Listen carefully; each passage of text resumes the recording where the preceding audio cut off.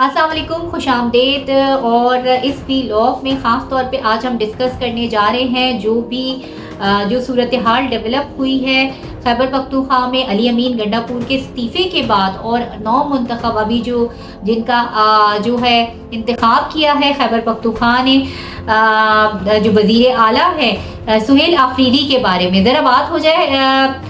अली अमीन गंडापुर पे तो अली अमीन गंडापुर जब तक वज़ीर आला थे 18 माह तक उनकी हुकूमत रही। हमने ये देखा कि वो एक कंट्रोवर्सी का शिकार रहे, क्या है वो डी चौक पे आना हो 26 नवंबर पे, या उससे पहले डी चौक पे जब एहतजाज की कॉल दी थी पीटीआई ने, उनका अचानक से गायब हो जाना और ड्रामाई अंदाज में फिर खैबर पख्तूनख्वा असेंबली पहुंच जाना। वो एक कंट्रोवर्शियल शख्सियत माने जाते थे, मगर जैसे ही उन्होंने इस्तीफा दिया तो ये बात देखने में आई कि वज़ीर आला जो हैं, जो वज़ीर इत्तलात और नशियात हैं अता तारड़ तलाल चौधरी, उन्होंने मुश्तरका प्रेस कॉन्फ्रेंस की। उसके बाद जो हुकूमत है उनके कई वज़रा ने उनकी हिमायत में खड़े हो गए। और जब उन्होंने इस्तीफ़ा दे दिया तो फैसल करीम कुंडी बजाय अभी जो है वो इतने नाजुक हालात हैं उनके सूबे में, जो उन्हें अंदरूनी और बैरूनी दोनों ख़तरात लाहक हैं। हमने ये देखा कि जो गवर्नर हैं वो बजाय केपीके में होने के इस वक्त वो इस्लामाबाद में मौजूद है, और उन्होंने कह दिया कि मैं 15 अक्टूबर तक ही इस्लामाबाद में क़याम करूँगा। तो इस वक्त सूबे की सूरत हाल जो है वो बहुत नाजुक है। हमने देखा है कि पाक अफगान बॉर्डर पे भी कशीदगी है और बिलाश्ताल फायरिंग की जा रही है अफगानिस्तान की जानिब से। इसके अलावा उसी तमाम तर इस टेंशन की सिचुएशन में हम ये भी देख रहे हैं कि खैबर पख्तूनख्वा से डट के ये आवाज़ें आ रही हैं कि अब कोई भी कॉम्प्रोमाइज़ इंसान हमारे साथ नहीं चल पाएगा। अली अमीन गंडापुर को हटाया गया, जिनके बारे में ये तासुर था कि वो इस्टेब्लिशमेंट से राब्ते में एक अहम किरदार अदा करते हैं, बानी पीटीआई का और पीटीआई का। इसके अलावा सबसे अहम जो थे वो बैरिस्टर सैफ थे। बैरिस्टर सैफ भी जो थे वो मुशीर इत्तलात थे, तर्जुमान थे केपीके गवर्नमेंट के, उन्हें भी हटा दिया गया है और उनकी जगह उमर अली को जो है वो मुशीर इत्तलात के जो मनसब है उस पर फाइज कर दिया गया। अब ये दोनों जो बरतरफियाँ हैं या दोनों को जो हटाए जाना है, ये दोनों वो अहम शख्सियात हैं कि जो अहम किरदार अदा करते हैं हमेशा ही इस्टेब्लिशमेंट से राब्ते में, या हम अगर एक बात ये कहें कि जेल की खिड़की उस तरफ खोलने में।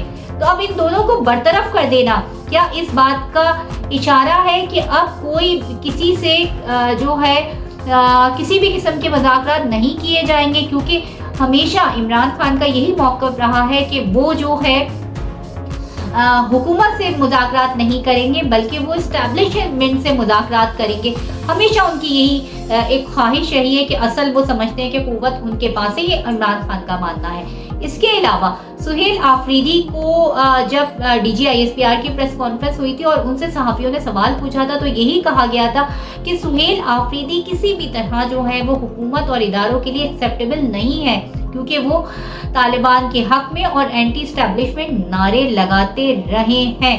वाज़ेह पैगाम था कि कोई भी ऐसा शख्स हमारे लिए काबिल कबूल नहीं होगा। लेकिन आज 90 वोट लेकर वो वज़ीर आला खैबर पख्तूनख्वा मुंतखब हो गए और उन्हें जो था वो एक जमहूरी अमल के तहत एक तरीके से मुंतखब किया गया। 90 वोट उनको मिले, जबकि उनके मुकाबले में तमाम जो उम्मीदवार थे उनको 0 वोट मिले। यानी जो अपोजिशन थी वो ये कहकर कि जो थी उनका इस्तीफ़ा एक्सेप्ट नहीं हुआ, तो इतनी क्या जल्दी है, आपके वोट तो पूरे, आप जब दिल चाहे अपना वज़ीर आला ला सकते हैं, वॉकआउट कर गई।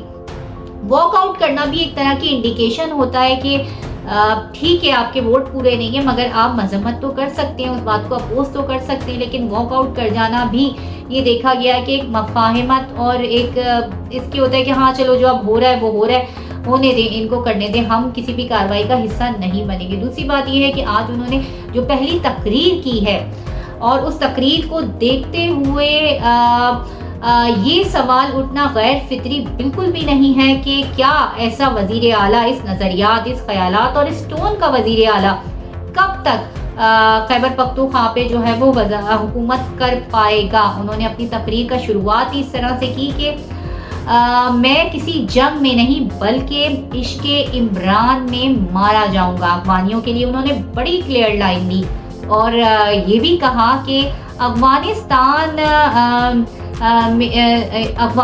جو افغانستان کی مخالفت کرنے کا یا طالبان کی مخالفت کرنے کا سوال ہی پیدا نہیں ہوتا. یہ بھی انہوں نے کہا کہ جو ہے افغانیوں کو زبردستی 40 سال سے بسے ہوئے افغانیوں کو زبردستی جو ہے وہ دھکے مار کر ملک سے نکالا جا رہا ہے. اب اور نو منتخب وزیر اعلیٰ نے یہ بھی کہا کہ میں جو ہوں مفاہمت کا چیمپئن ہوں. تو جیسے انہوں نے شروع میں کہا تھا کہ میں جو ہے عشق عمران خان میں یا عشق عمران میں مارا جاؤں گا، کہ وہ اب عشق عمران میں کیا کیا جو ہے وہ کمالات کر کے دکھاتے ہیں اور عشق عمران میں اب یہ کس طرف جاتا ہے. اب ان کی جو حلف برداری ہے وہ بھی ایک معمہ بنی ہوئی ہے کہ اگر وہ حلف برداری نہیں کریں گے یا ان کا حلف گورنر نہیں لیں گے تو chief justice of Peshawar high court ان کا حلف لے لیں گے. اور یہ ماضی میں بھی ہوتا رہا ہے. ابھی کچھ ہی عرصے پہلے کی بات ہے کہ کچھ اراکین جو تھے ان کا حلف گورنر نے نہیں لیا تھا اور جو ہے وہ وزیر اعلیٰ وہ chief justice of Peshawar high court نے لیا تھا. ایک اور بات بھی جو ہے وہ بڑی اہم ہے کہ پی ٹی آئی جو ہے وہ ڈٹ کر یہ موقف اختیار کی ہوئی ہے. حالانکہ اس وقت افغانستان کے اندر جو حالات ہیں وہ ہم سب کے سامنے ہیں. صوبہ جو ہے وہ نازک صورتحال سے گزر رہا ہے. دہشت گردی کی ایک بدترین صورتحال ہے وہاں پر، اور خاص طور پہ جو اینٹی طالبان جو اب نعرہ لگایا گیا ہے وفاقی حکومت کی جانب سے، پاک فوج کی جانب سے، وہ بھی ایک بہت اہمیت کا حامل ہے.